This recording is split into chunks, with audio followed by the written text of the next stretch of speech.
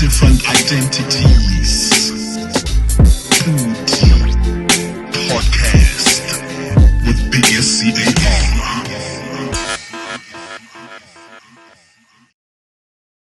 Yo, what's poppin', everybody? Welcome to another edition of the PODICAST right here at Molapo Crossing. Yeah, we keep switching it up, man. We have access. We're everywhere, baby. Okay, so today we're hanging out at Cappello, and this is also in Molapo Crossing. Like we've told you before, this is the center for everything entertainment, pop culture here in Gaborone, urban youth culture. They have concerts. You can do your show here at the Piazza. You can do it inside one of the Cappello joints. You can do it anywhere, man. This is where Gaborone's heartbeat for culture is at. So please, if you want to have events, there's also a small theater here. So if you're trying to start small, you can come through, make your own event, and perform for your friends and your family. And then, who knows, later on, you might be the star that's filling up the piazza by themselves. So make sure that you come out here, check out their center management. You can go onto their Facebook profile, and you can get all of the information. The homie's called Laurel. He's a really, really nice own, so he'll help you out. But like I always say, man, my name is SCAR, and I am your host today. Another edition of the PODICAST. And today on the show, we sit down with a true pioneer in the world of advertising and marketing in the African continent. Now, this gentleman here is French-born creative who's been in Botswana for as long as I've known him. He recently branched out to go to the other parts of Eastern Africa and all across the continent, still doing this line of work, man, which is what we're into as well. Entertainment, marketing, advertising, all of it. But he's a true pioneer in that, like, when he was starting out, there was a lot of things that were not happening. I don't think there was that much, influencer culture, but he's one of those people who literally put money in our pockets for being creatives. So it would be nice to see, after all of these years, and now that some of us have gray beard, have we actually been on the right track? And where is BW going as far as entertainment, marketing, all of that good stuff? Because we have all of these young people online trying to influence, trying to make money out of their own creativity. And here's a man that I literally saw use his creativity to make himself some dough and also make Gaborone and Botswana a more vibrant place. So, ladies and gentlemen, without further ado, founder and managing director of OP Advertising. I don't know which other companies you are into right now, but most people, I'm sure, from BW know OP Advertising. Ladies and gentlemen, Olivier Prentout. Yes. Prentout. Good Did morning. I pronounce it properly? Not really. That's why I prefer use the OP, Hey. so you don't scratch my name. But how do you pronounce it? How do you pronounce it? Olivier Yeah. Prentout. Prentout. Yes, that's not bad. Why do a lot of people say Prentout? Kind of, but thank you I so think much. it happens in any culture or any language. When you Yeah. don't know it, you'll pronounce it the way you've learned your own language. Definitely. And therefore, yes, I heard Prentout, Prenot, Olivier. It's all, yeah. I did all. doubt. No, we're so happy to have you here, man. It's such a pleasure to have you in the house because I feel we can learn so much from like what you've gone through in your journey. I just want to start off by telling us about your early life. I mean, I'm sure you were born and grew up in France. Yes. And how did you end up here? Yeah, that's a good question. Yeah. So I'm a village boy. You see, Hey. like many of my colleagues in Botswana, I'm a village boy. I grew up in a very small village, not too far from a city though, but so I spent all my youth in the countryside. I actually even work in farms. So you see, there's a lot of similarity and why I love Botswana, right? And uncles who had farms. I was a very bad student. I was a clown, but I did manage to go through. And for my studies, I went to another city called Lyon, and I studied marketing, PR, and passion with music actually started before. I can go back to that. But so I studied marketing, and I had a privilege to work in some amazing jazz festival, some of the biggest in France or in Europe. I saw the Miles Davis of this world, the Dizzy Gillespie. I mean, a lot of jazz artists, unfortunately, you've gone today. Yeah. But the music, which has always been part of me, came from a mother that sang in choirs, a dad that was a jazz fanatic, a brother that was a jazz fusion fanatic, a sister that was a pop fanatic, a brother that was like a photographer, used to follow Bob Marley and things. So, really, the music was always at home. And at the age of 14, I believe it or not, I used to DJ for weddings. Okay. Make money. I thought this DJ thing was a new thing when we went to your Christmas party, and I was like, hey, OP's on the decks. So you've been playing? Yeah, I've been playing since the age of 14. I stopped in the middle and stuff. Then I played bass as well. Okay. I used to have a group called Zanzims, played for a couple of years. And then, music has always been part of me, right? Yeah. So how did I end up in Botswana? Well, love always gives you wings. Okay. And actually, my first wife, I met her in France. I mean, there probably was one Botswana in France at the time, and I had to meet her, And so, that's, I've always been, I don't know why, maybe I'm like, I don't know if you know that comic called Asterix and Obelix, right? Yeah, Asterix. The big guy fall into it when he was young, and he has the superpower. So me, I think I fall into Africa as a young kid. I remember my dad coming from South Africa, funny enough, on a very interesting date. It was in June 76, right? Yeah. When there was the uprising. He didn't know anything about it because he was in Durban. Yeah. And he brought me an LP of Ipikompi. Ipitompi. I think it's a Zulu band, and I used to listen over and over. And then I discovered the fella of this world, and I mean, Africa was just like, So I did a couple of trips in Africa before coming to Botswana. I went to Togo the first time. Friend of mine, a DJ in France, sent me to his family. So I ended up in a place closer to the Bontlang rather than the Pakalani, right? Which was a very nice immersion, right? Because I could see the humanity in people, the simplicity and the sharing. And I was like, so when I went back, as my first year of university, I was like, for sure, I'm going to end up in Africa. So I went to Senegal after that, went Madagascar, Burkina Faso, etc. So I did a lot of adventurous trip, backpacking, and it was awesome. Then I met that lady in France from Botswana, and she invited me to come and stay in Botswana, and I was like, that's great. Now, I must tell you that the arrival in Botswana was a shock. 1992? Yeah. No Western bypass, everything closed at 5. I think there was only one place you could do photocopy in the mall by the President Hotel. There was a Xerox thing. So, that's it. You don't do your shopping by 5 o'clock. You must be home. There's nothing happening. But the nightlife was happening. I'm always trying to imagine that. Like, what type of nightlife was it in the 90s? I mean, some also studied too. I mean, there was obviously the air spot, right? Yeah. Which is, I discovered the other day that Airport Junction is where the air spot used to be. Okay. Yes, and I think it's Kinetic who told me that. And the thing is, it's like at the day it was like you had to drive a long time before arriving to the airport, and there was the Oskido of this world, the Fresh, and and house music was a revelation, right? Yeah. Because it was like at that time house music was not known, and who was doing these events? Like, who was putting them together? Who had the sound? Because every single time we think about Botswana in the 90s, we're thinking very primitive.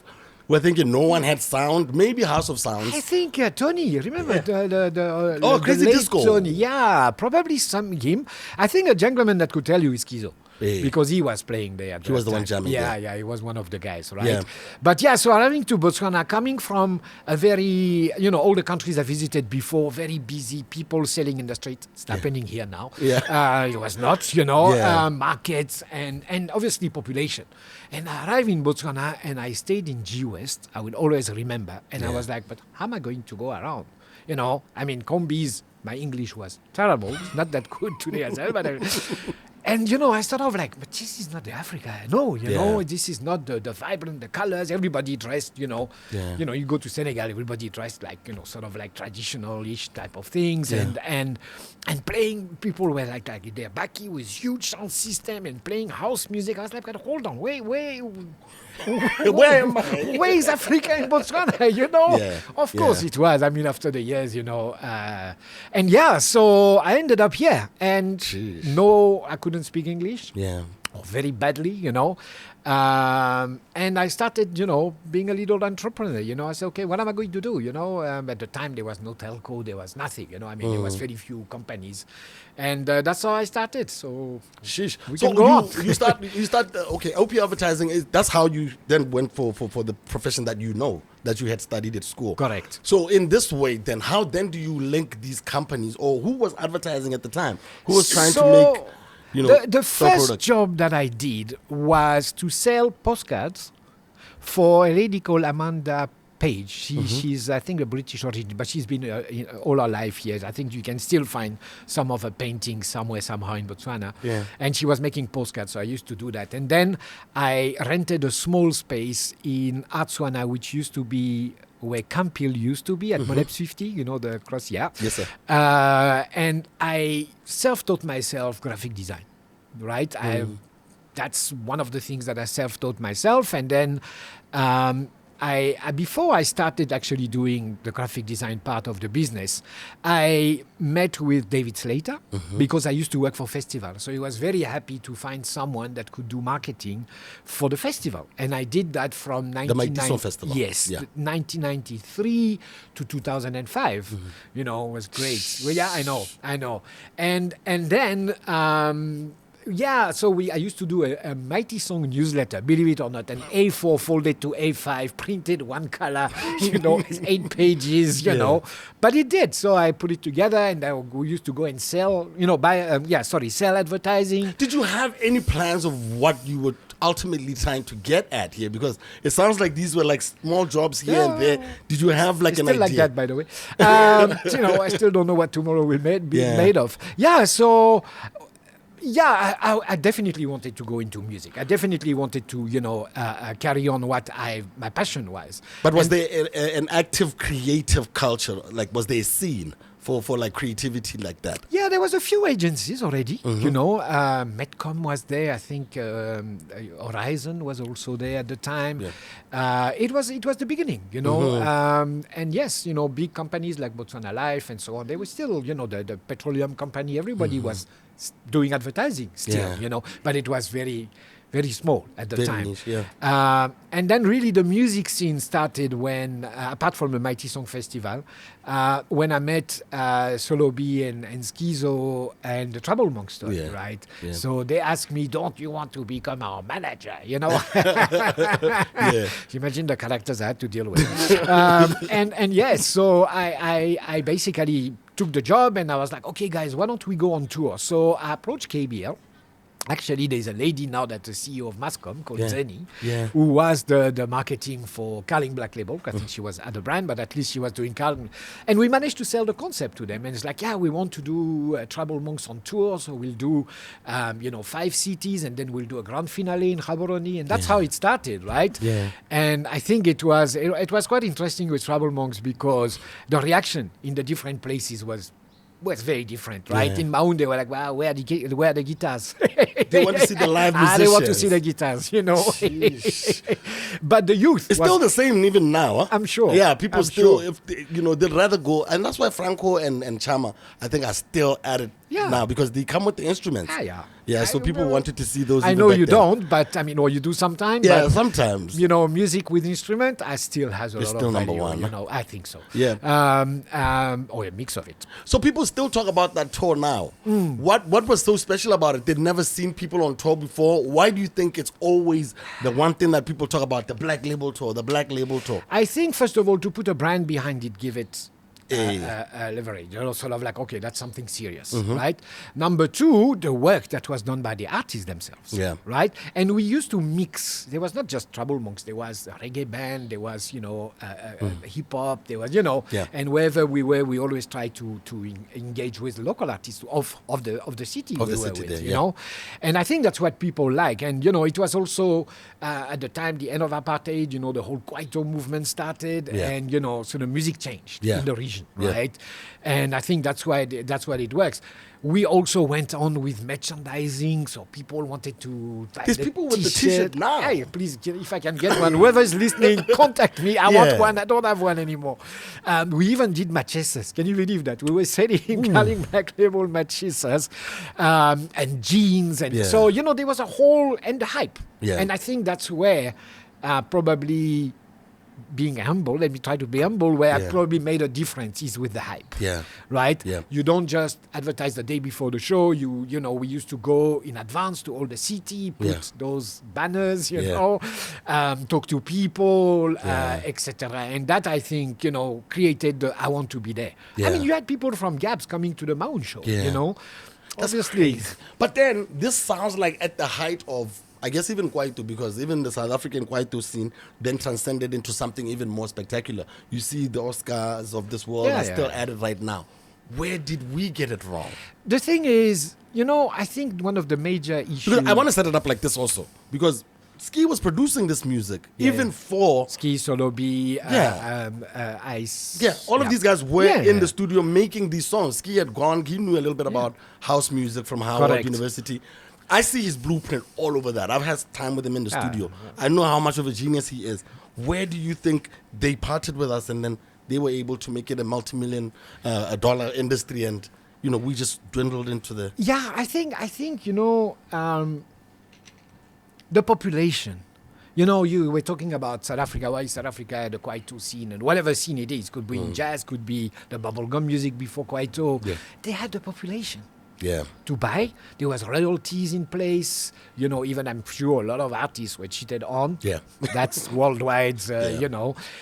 So that's one of the things. And also the media. Yeah. You had Bob TV, you had SABC, Yeah. At the time, the BTV was not, BTV is 1999 or Yeah. somewhere there, Yeah. right? Yeah. So that's all of that. And the magazine, the Ebonies, the whatever, so there was a lot of ways for artists to groom and for people to say, I want to follow them. Today Yeah. it's on social, right? Yeah, social media now. And Botswana didn't have that, right? But it doesn't mean that the quality of the music was not as good as South Africa. I mean, Trouble Monks came before Bongo Muffin. And if you Yeah. look at Bongo Muffin's setup Yeah. versus Trouble Monks, I Yeah. mean, you have a hip-hop guy, you've got a raga guy, Yeah. Pongo Rista, where is that guy? No, he's still in town. Yeah. Yeah. And that was before Bongo Muffin. That was before, yeah. And the guys Yeah, took that and- blueprint and they Yeah. ran with it.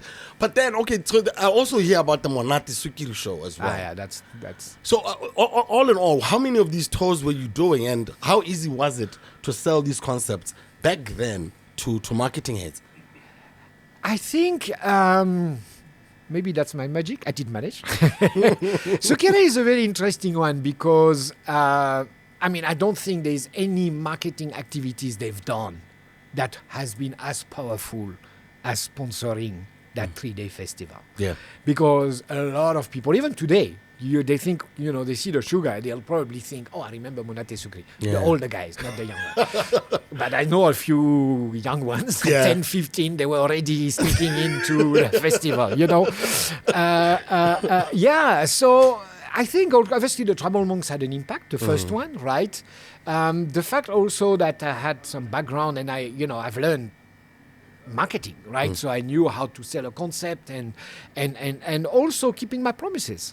That's very important when you embark with sponsorship with people that are going to give you money, because I think even today it's very difficult to do any type of promotion if you don't have a financial support from one way or another, Yeah. because the costs are huge. Yeah. I mean, Yeah. some of the latest shows I did, there was about 350 people working on that day.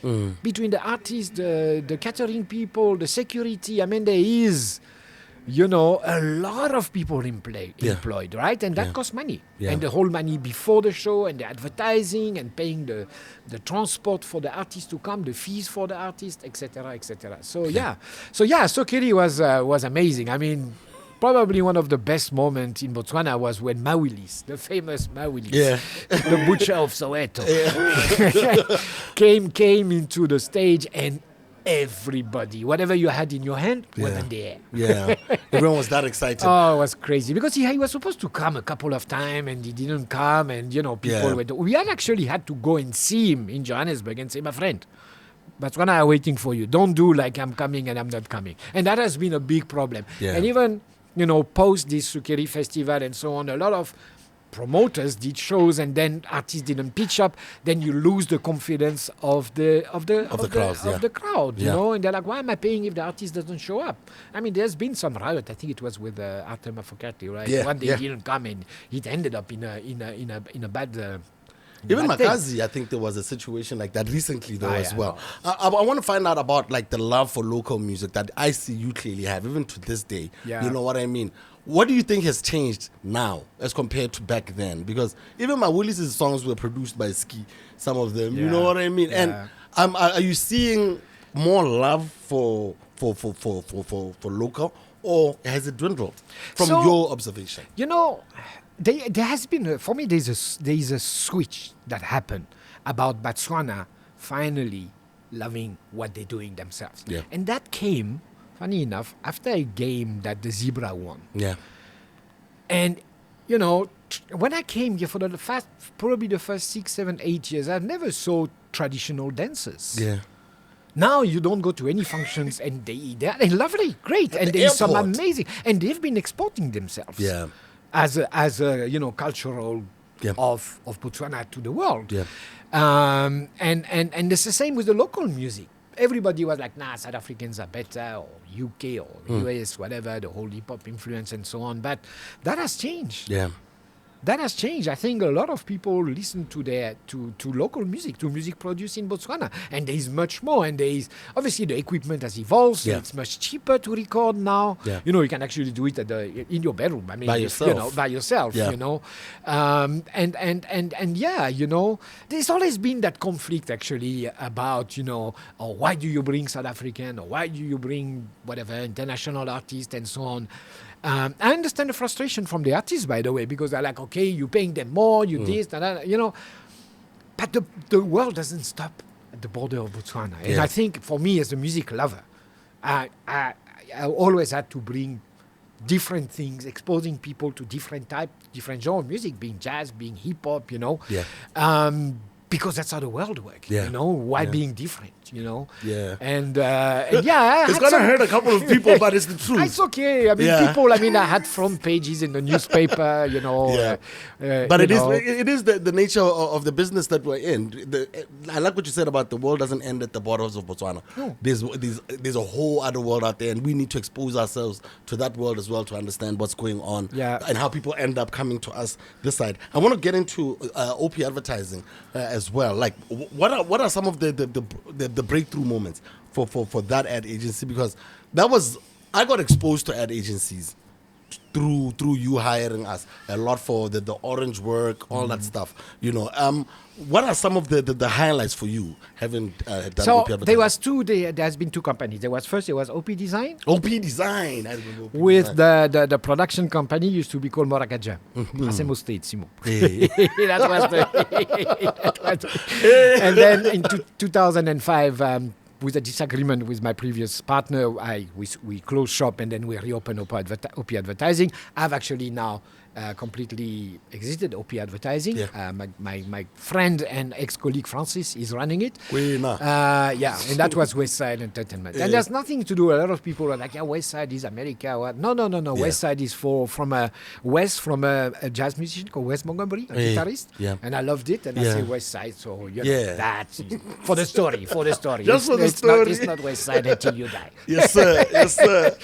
So the epic moment, there's many. There's really many because obviously the tribal monks, obviously the Monate Sukiri, that's for sure. But then, things that maybe people have forgotten, things like the Youth Cup. I don't know if you remember Orange and The Voice put together a tournament for under 12. Yeah, I remember And that we one. used to do that, around the country Yeah.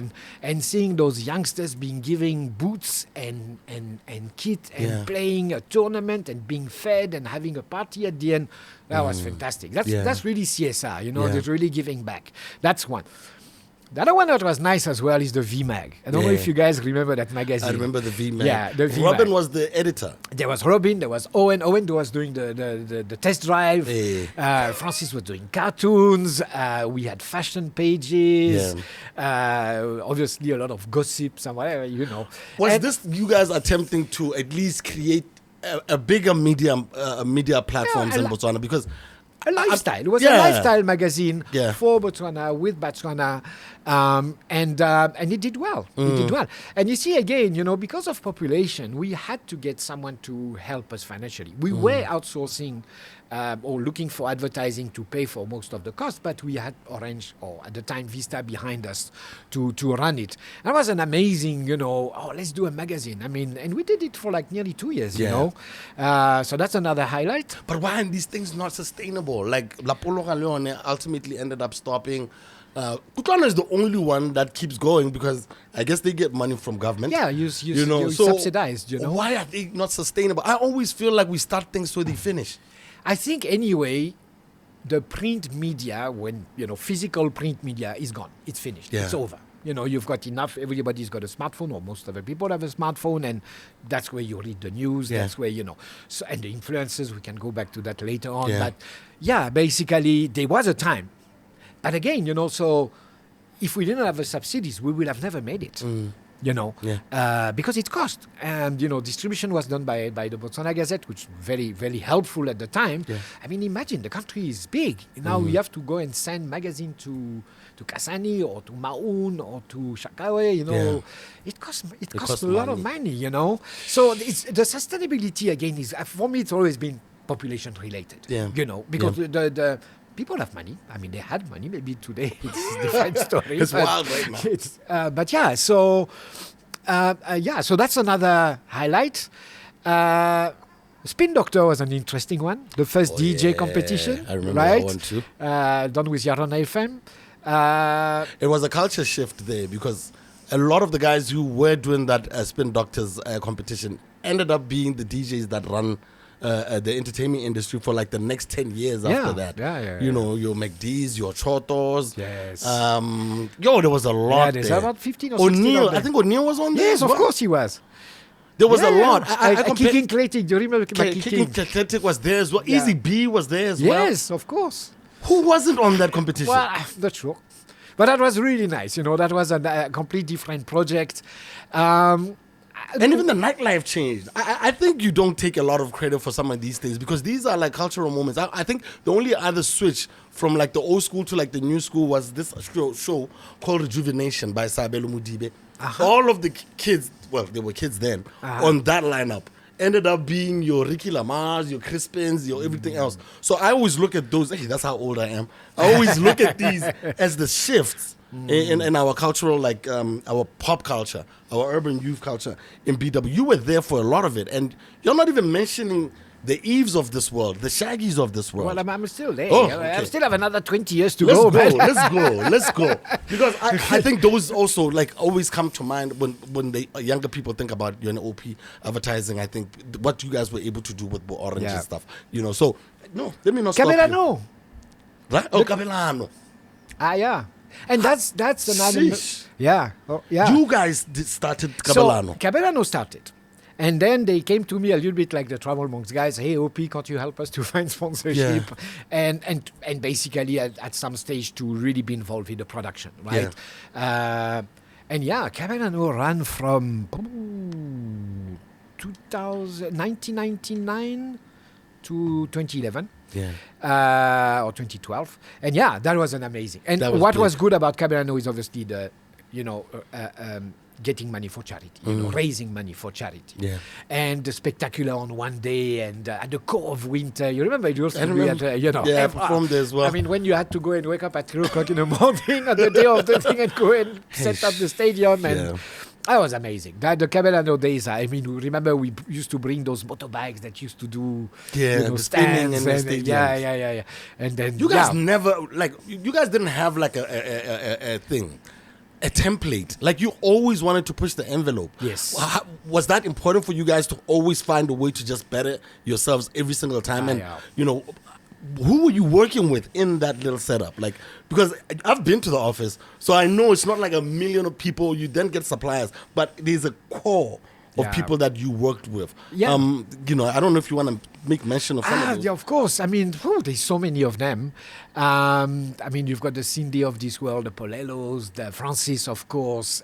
There was a lot of designers as well. Mike, unfortunately, who passed away.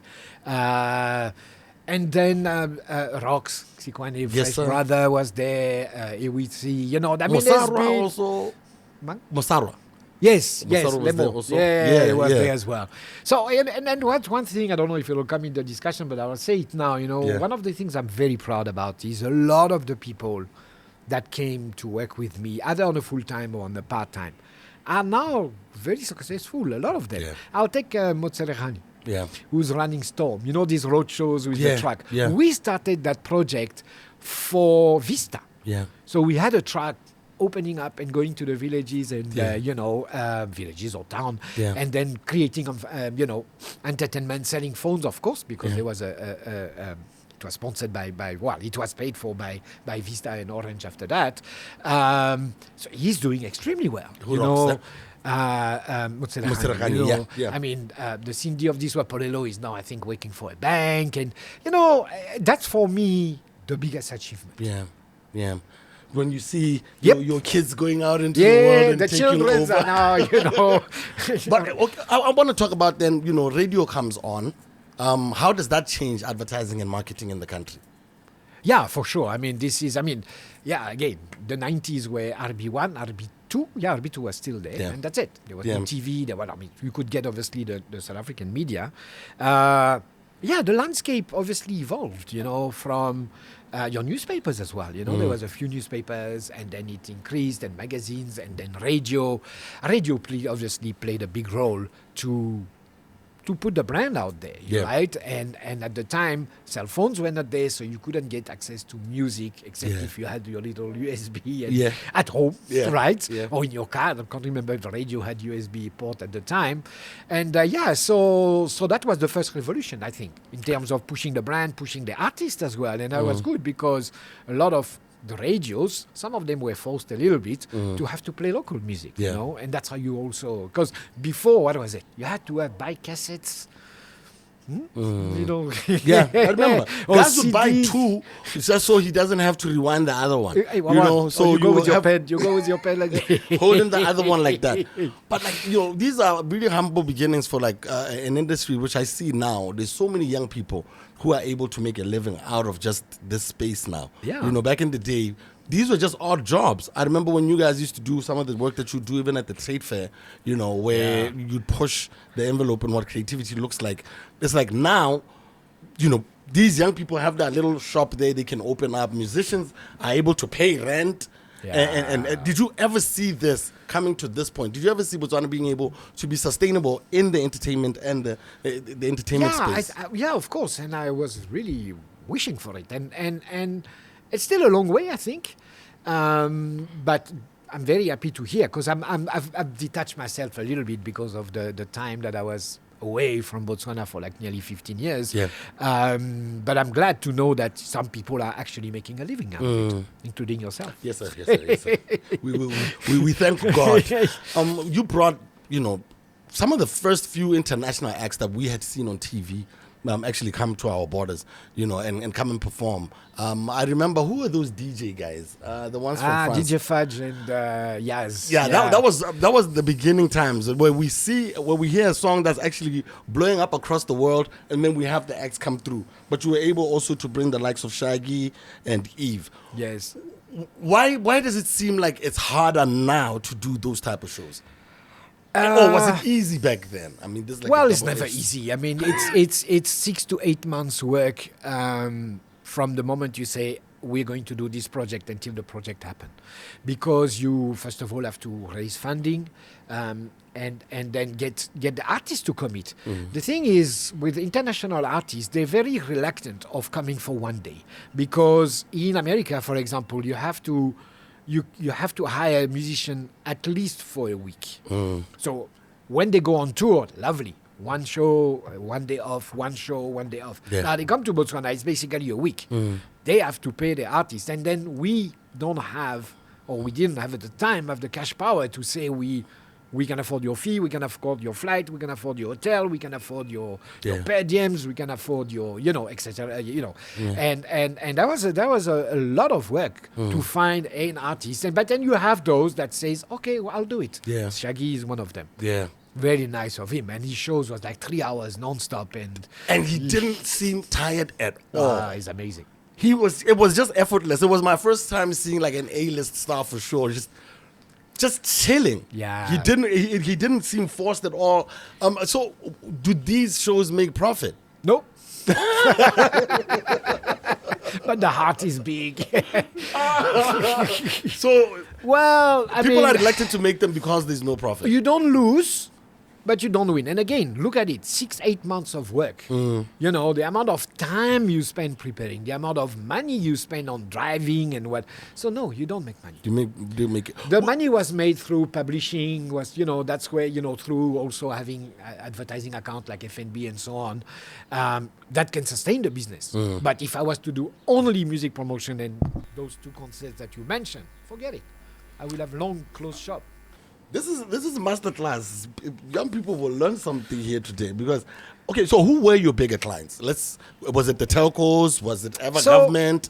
Yeah, I mean, I did a lot of work for Joromiente, right? I mean, a lot of newsletters. I can't remember. I think at one stage we were doing 20 newsletters from different, companies and so on. But mostly the work came from the private sector. Yeah.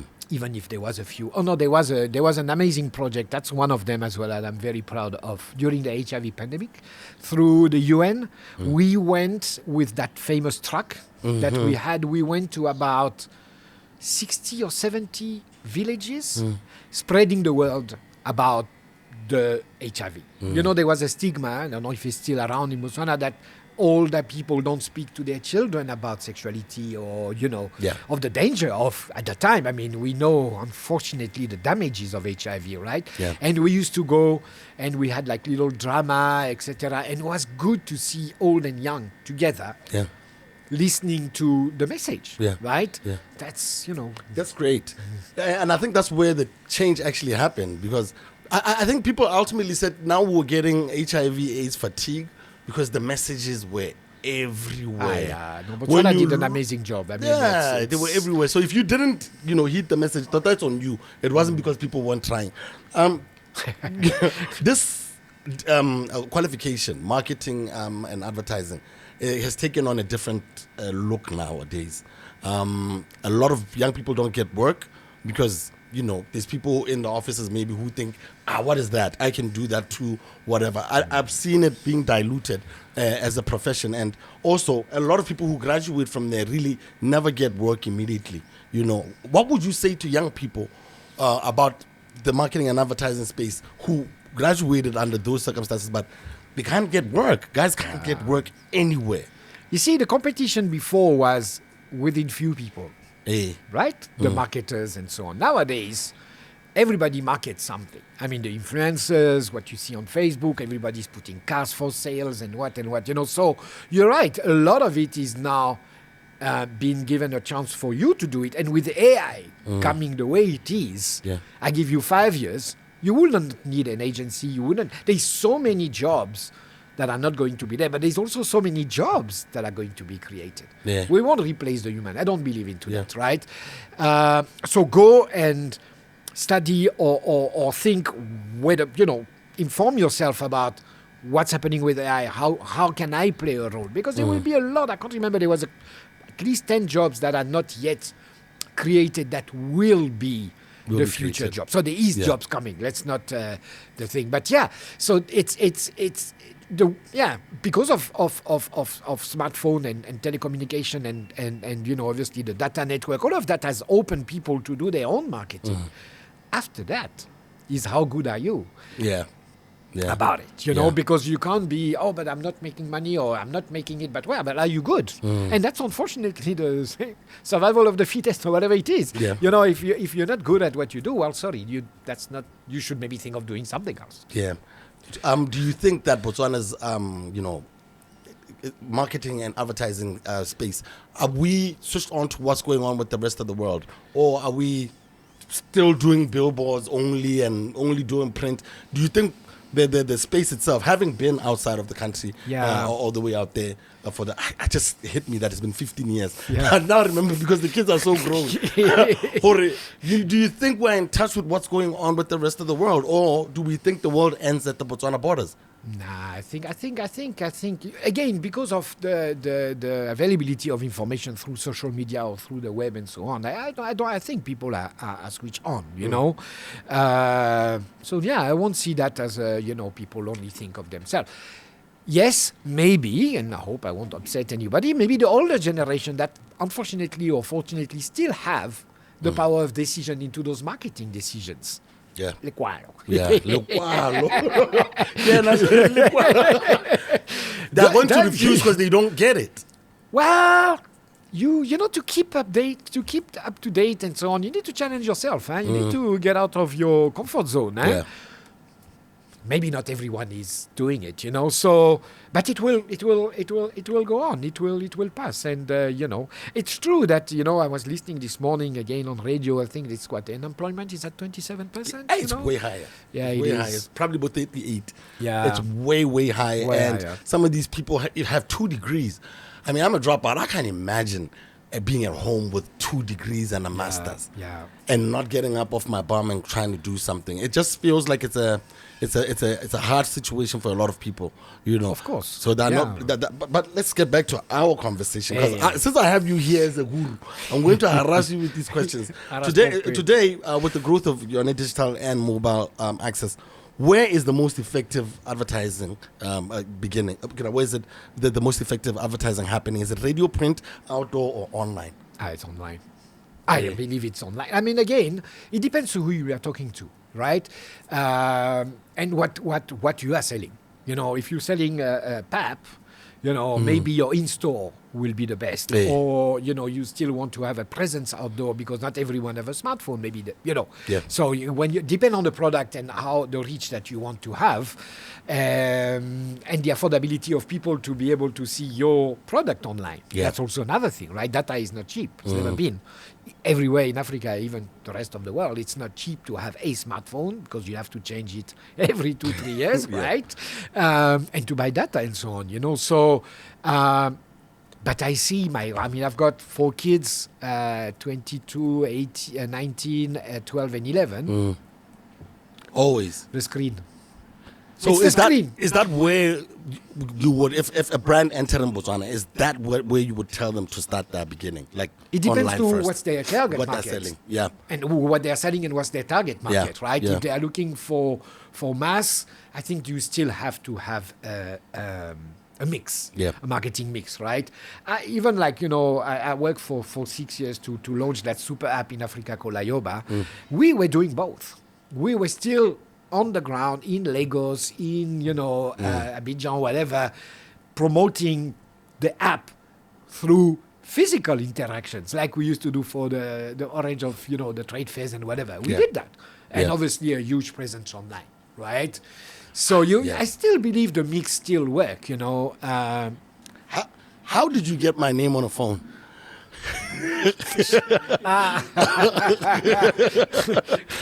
How did the Scar Pack, the V Pack, the Zebras Pack, how did those come together? Guys, this is the man behind it all, huh?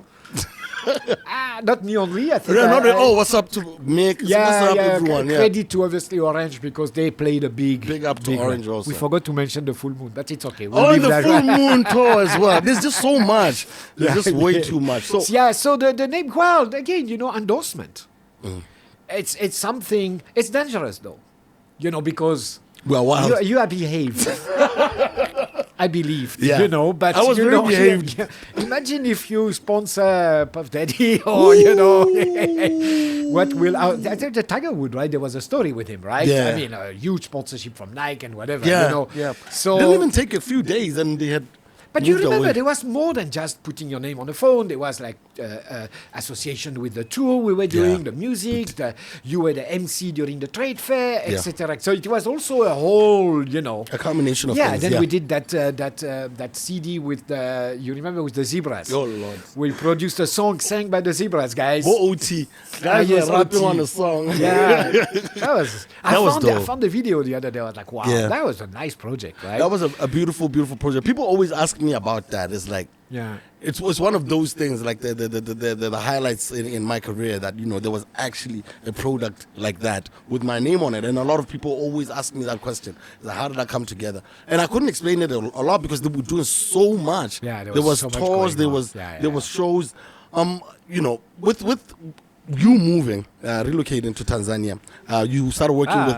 I went to. You went everywhere. Shall I list the country? At least. So when I left Botswana, I went to Moldova, which is in Eastern Europe, right? How do you decide to just up and leave? Like, I felt you were comfortable.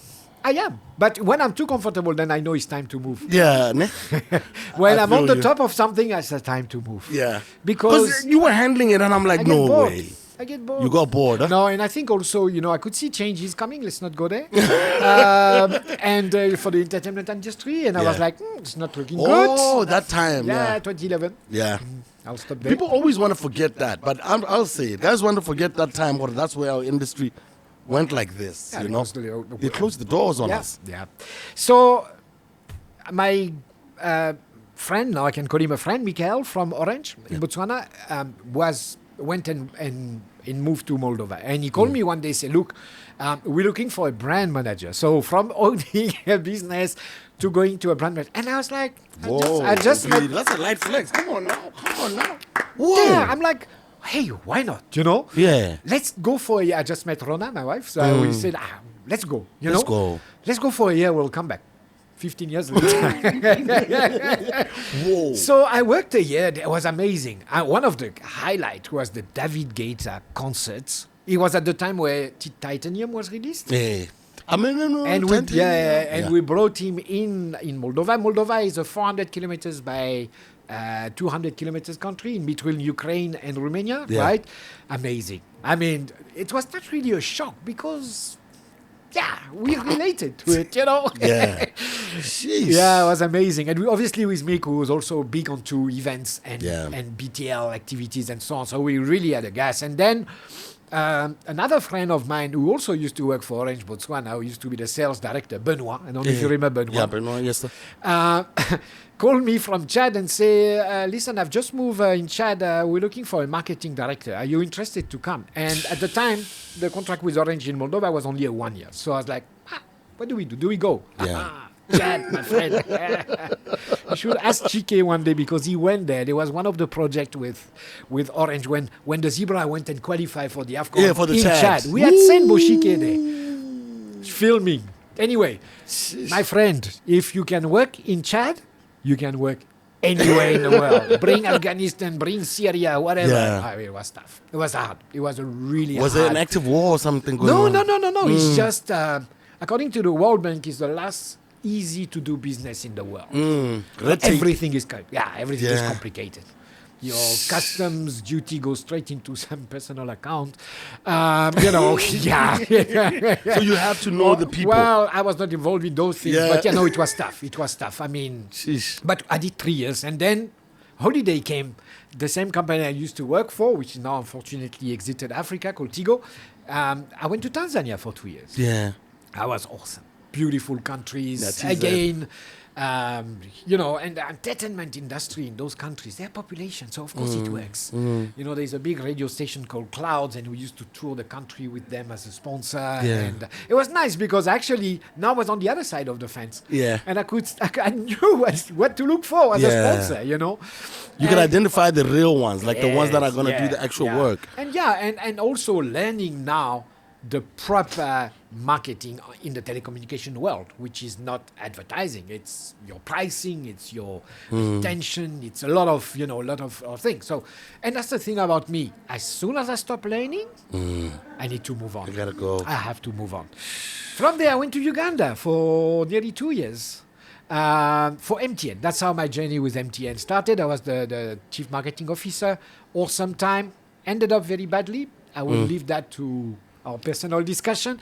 And then I went to France for 9 months, and then that's where MTN said, look, we are launching this super app called Ayoba. We're looking for a marketing person. Did I know something about digital? No. So yeah, of course, I'm the guy. Let me in. And I was lovely. And that is now where I spent 6 years, basically developing that app. We ended up at 40 million users. Is this when you're based? Well, you're in Cape Town or Yeah, Tanzania? Cape Town. Yeah, in Cape Town. Yeah. In Cape Town.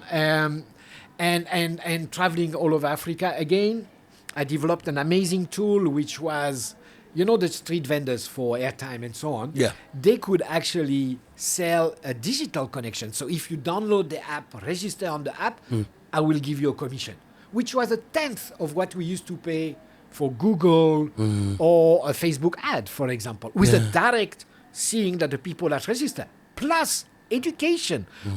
Something we forget. People think at the app, everybody knows what the app is. No, we had to explain. With Ayoba, you can chat, you can listen to music, you can play games, you can put your business in it. So there was a platform where you could put your business, your website, onto the app.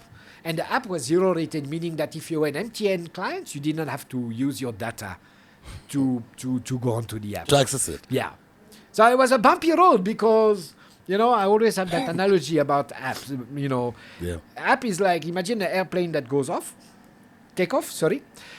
That's it. You can only fix it while it's in the air. It's not like a magazine, we made a mistake on that page, we need to reprint. Yeah. No, the app is there, it must stay there.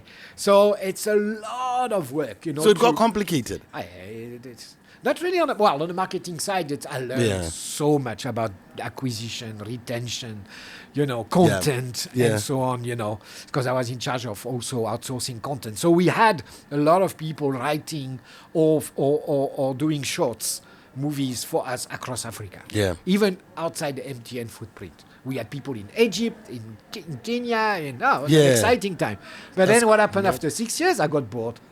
You wanted something else. But like with apps, I always have to bring it back home here because you are one of the people who knows our situation as compared to the rest of the continent, And there's nothing we can do about the population until maybe 50 years from now, maybe. We might have more people.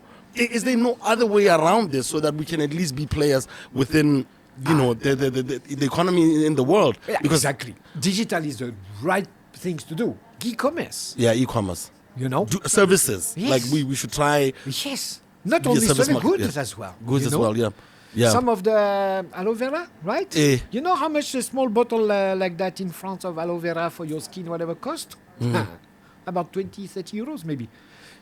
Yeah, and it's all over there. the place. It's there, whatever. Start farming aloe vera, you guys, man. But then, e-commerce is a thing. Fintech is another one as well.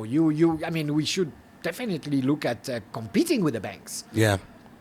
Through fintechs, Mazaka and all of this. Yeah, they are there, they exist, but you can also do it without them. Yeah. So there's a lot of opportunity in that space. Because banks are making it hard for us to get our money. And if you can find a better solution, guys, then you've been coding and doing your thing. And there's no border. Digital has no border. And I think Botswana, I know there's a hub, I believe, called Innovation Hub or something. Yeah, this will be a perfect place for people to operate, right? You've got good weather conditions, peaceful country, right? No issues. But you need to adopt letting the people to come in to do it. Digital nomad, it's a big thing nowadays. Yeah. People, I can work, at the time of Ayoba, I could work from anywhere. I was in Cape Town because the company was there, but COVID obviously changed all of that. Yeah. And that's the thing, if you want to grow that digital economy, you need to let people to be able to come in and work from here and make it easy. Yeah. Look at what Rwanda has done. Yeah. Rwanda, you get your company registration within 48 hours. Yeah. You can get your visa, your whatever, your not residence permit as such, but a working visa for. Like this. Hey, Rona, here it's hard. So hard, that hard. need to change. Yeah. If you want, we saw the struggle at the moment, and that is one of the things that the government should really look into. Yes, digitalization of things also it it helps to have less corruption. Let the pula circulate. Wow. There was the Sagai Awards back in the day for creative work. This question, where did this come from? You know, where agencies such as the Dialogues of this World, Hot Wires, were awarded.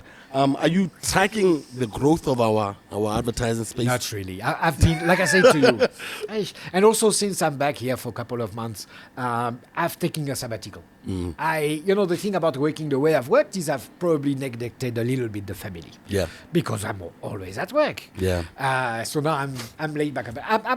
I haven't engaged enough with the colleagues, in the industry to be able to formulate a yes, no, yes. I don't know. I hope for them that it's working.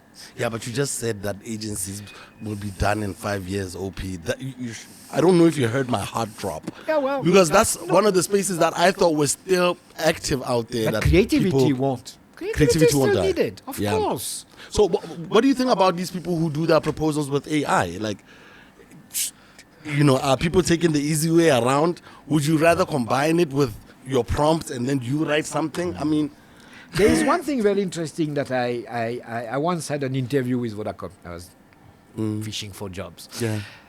And the group CEO said, we all have the same presentation, PowerPoint presentation about our strategy for the next 5 years. Yeah. What makes the difference is the execution. Yeah. So you can do your proposal on ChatGPT, but make sure your operational is to the point that you will deliver of what you've used AI to What do. you wrote. Because Yeah. there's definitely going to be, especially in the marketing, and you've got a bit of BTL activities, ATL, digital, blah, blah, blah. Yeah. That's what makes the difference. Yeah. We can all, and that's how pitches of agencies, coming with the big woo-ha. Can you deliver at the end of the day? That is where operation. And it's the same in the industry of being telco or whatever. You have to be operational, deliver, and accountable. Yeah. No. I'm guessing, I'm all out of questions. I think you've answered it all. You just need, to persevere in whatever you think it is that you do and just get better at it. And don't lie to people with your promises. Absolutely. Do exactly what you said you're going to do. I don't know. So what's the plan now? How many more months are you in the country? When are you How long? When are you bouncing? I've got some ideas. Got some ideas. It should materialize. I'll probably do something completely different of what I've been doing in my life. Yeah. Another cliff to jump. Have you seen how many food shows are around now? Yes. Like, I'm looking at all of these things, and I remember when it was only you who was doing some of these events, and now they are a mainstay in the culture. How does that make you feel? Like, knowing that this was just an idea in my head at one point, but now I see so many people being able to do all these events, the what do you call it? The furniture, all of the niceties. I saw them at OP advertising before anywhere else. Yeah, but you gotta say something, OP. You gotta say something. Does that make you all like? right, let's kill it with that. Let's kill it There's with one that, thing in Botswana, though, and you know it. Wait. Someone does something innovative. What happened? The following day, copies it. 20 people wants to do the same thing. Look, there might be capacity for it. Don't get me wrong. Yeah. There might be some stuff that you need more than one company to do one thing. But in some other places, then you clutter the whole thing and then everybody lose. That's also the thing at the end of the day. There are more suppliers doing the same thing. Yeah. You can't keep up paying your rent, your staff, your tax, whatever it is. You know. So, We need to stop copying each other. I remember when it was all about the airtime. This woman sells airtime here. Someone tomorrow is going to sell airtime here. But now it's the food. Everyone is selling joke. food. We love food. I'm French. Thank you so much, Sure, OP. Oscar. And I don't know, you want to shout out anyone who's watching the thing? Thank you, guys. I hope you enjoyed. I'll probably, when it's live, I'll put a little email address or something if you want to carry on the discussion. Definitely. I look forward now also at that time of my life to give back. Yes, sir. I've given back. Yeah. But really, if there is a platform to share more of what I've done and how I've done it and maybe why I've been successful, reach out. Awesome I'll stuff. be happy to do it for Zero Pula. Ladies and gentlemen, give it up for OP. And Thank that you. is our show, guys. We will see you guys next week, Wednesday. And we're about to have ourselves a great meal here, courtesy of our friends at Cappello. Shout out team agencies also for our vodka. Thank you, Tshwaro. Here, guy. Thank you, Tshwaro. Thank you, Tshwaro. Cream beer. Hey, this guy had to. Oh, the sky is the limit. Yeah, the sky is the limit. So shout out, man. Infusions. We're going to have ourselves a party after this. Enjoy yourself and have a great week. See you next week on Wednesday at 3 p.m. right here on the Local Corner Multimedia YouTube page. I'm out. Peace.